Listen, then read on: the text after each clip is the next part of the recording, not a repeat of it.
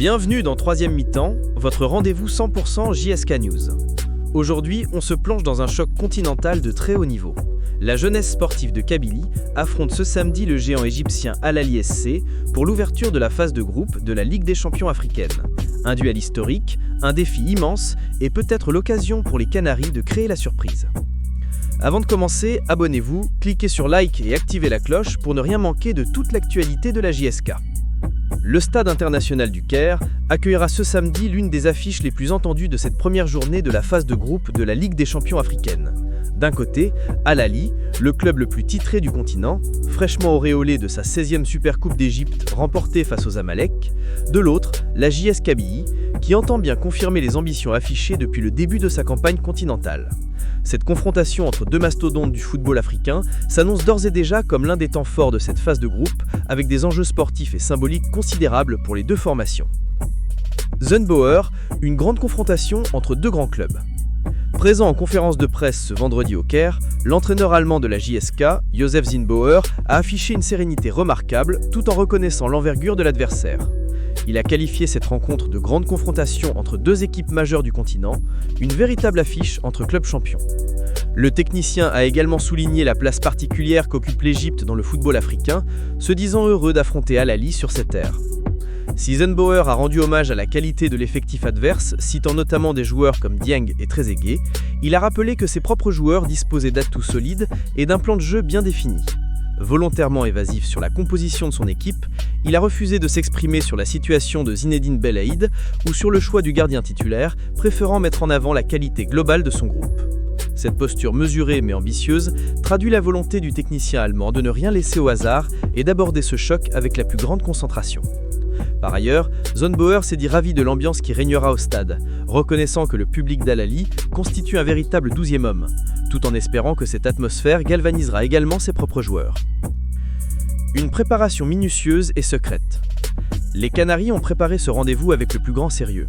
Après 4 jours de repos bien mérités, la reprise de l'entraînement a été marquée par un message clair du coach allemand à ses joueurs. Oublier le championnat et se concentrer uniquement sur cette échéance continentale. Zunbauer a tenu une réunion avec son groupe avant même le début de la séance pour leur rappeler l'importance de ce match et leur demander de tout mettre en œuvre pour réussir cette sortie. La stratégie de Zunbauer s'est distinguée également par sa discrétion absolue. Il a demandé à ce que les séances d'entraînement au Caire se déroulent à huis clos, l'essentiel du travail tactique ayant été réalisé à Tizi Ouzou, loin des regards indiscrets et des observateurs adverses. Selon certaines indiscrétions, le technicien aurait testé jusqu'à 4 variantes tactiques afin de brouiller les pistes et maintenir le doute sur ses intentions réelles. Cette approche vise à surprendre l'adversaire et à prendre l'ascendant psychologique dès les premières minutes de la rencontre. Le staff technique a également décidé de ne pas programmer de match ami avant ce déplacement, une mesure de précaution destinée à éviter tout risque de blessure et à préserver l'intégrité physique de l'effectif pour ce rendez-vous crucial. Des renforts de poids pour la JSK. Bonne nouvelle pour les supporters kabyles. Plusieurs joueurs clés récemment revenus de blessure devraient être alignés face aux Égyptiens. Reda Bencha en défense, Artul Bada au milieu et Bilal Messaoudi en attaque sont pressentis pour débuter la rencontre. Ces 3 éléments qui n'avaient pas été alignés lors du dernier match de championnat contre le CSC en raison de précautions liées à leur état physique ont retrouvé une excellente forme ces derniers jours et sont désormais prêts à apporter leur contribution.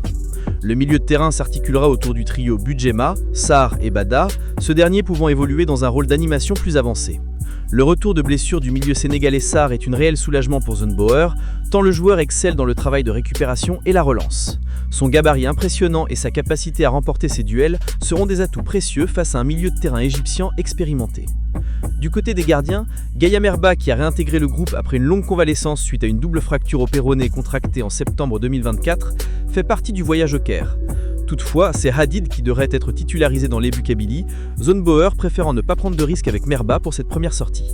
En attaque, le coach dispose de plusieurs options avec Akrib, Messaoudi, Mayus, Lahmeri et Mergem, sans oublier les jeunes Malki et Bot, considérés comme des jokers précieux pouvant faire la différence en cours de match. Al Ahly diminué mais toujours redoutable. Si le géant égyptien reste le favori naturel de ce groupe, il abordera cette rencontre avec un effectif significativement amoindri. Mahmoud Hassan Trezeguet, blessé lors de la Supercoupe disputée face aux Zamalek aux Émirats Arabes Unis, et Hussein Chacha, qui souffre d'une gêne physique depuis plusieurs jours, sont tous les deux forfaits. Ahmed Sayed, alias Zizou, sorti blessé lors du match ami face à l'Algérie A1, est également très incertain et son retour est jugé impossible pour ce rendez-vous. Quant à Elma Machour, sa participation reste conditionnée à l'avis du préparateur physique, même si le directeur sportif du club n'écarte pas son retour. À ces absences de taille s'ajoute la suspension de l'attaquant slovène Nejc Gradislar pour 2 matchs. La CAF a rejeté le recours du club. Cette décision, qui fait suite à un comportement inapproprié lors du match retour du 2e tour préliminaire face au représentant Burundi, prive Al Ahly de son avant-centre principal pour ses 2 premières rencontres de poule face à la JSK et l'AS FAR.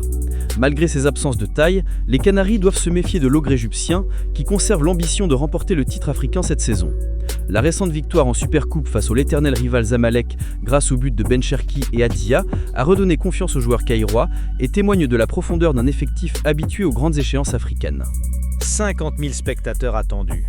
Les autorités égyptiennes ont autorisé le club kairois à accueillir la capacité maximale du stade, soit 50 000 supporters, après une demande formulée par la direction d'Al Ahly.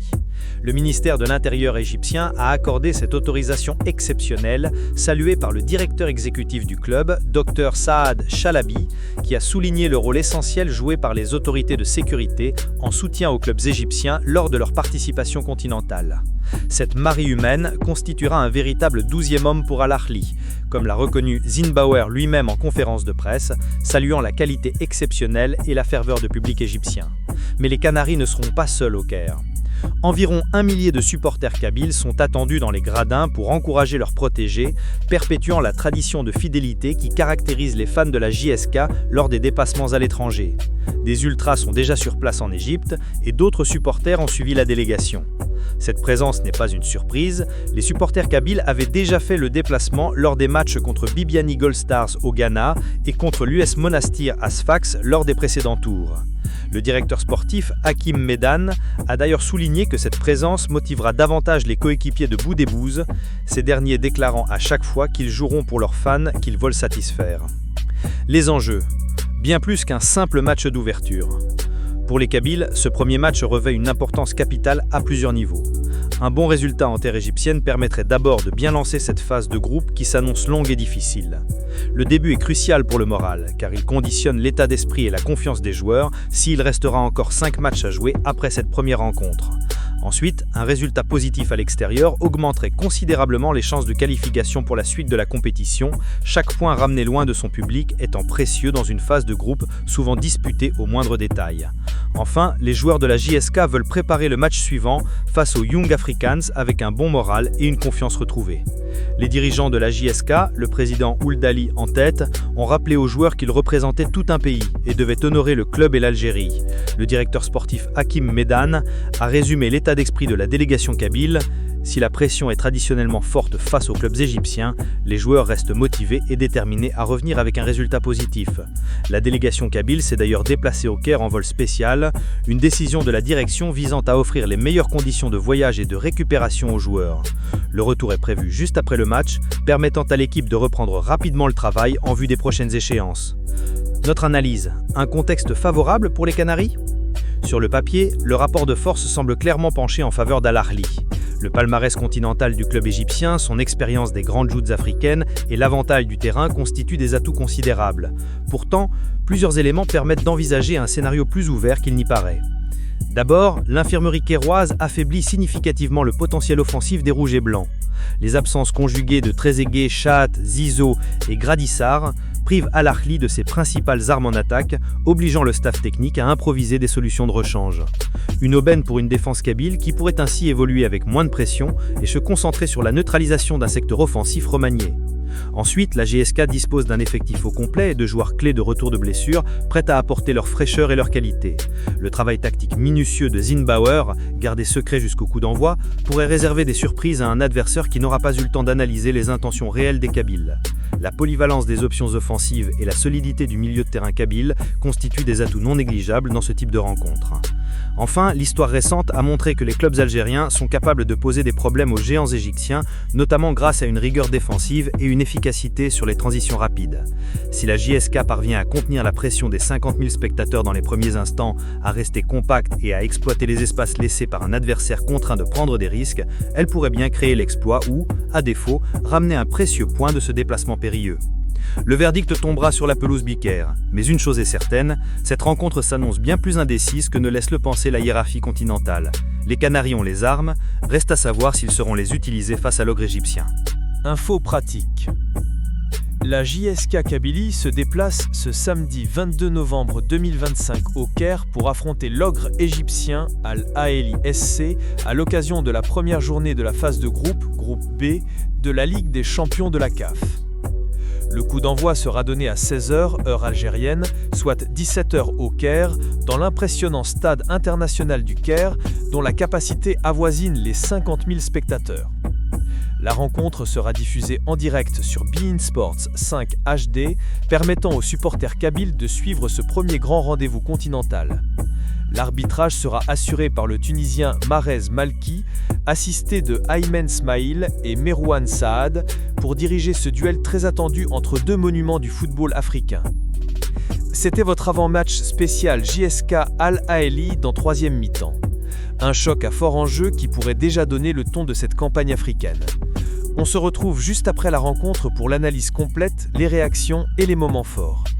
D'ici là, abonnez-vous, laissez un like et partagez la vidéo pour soutenir la JSK et toute la communauté JSK News. À très bientôt pour une nouvelle édition de troisième mi-temps.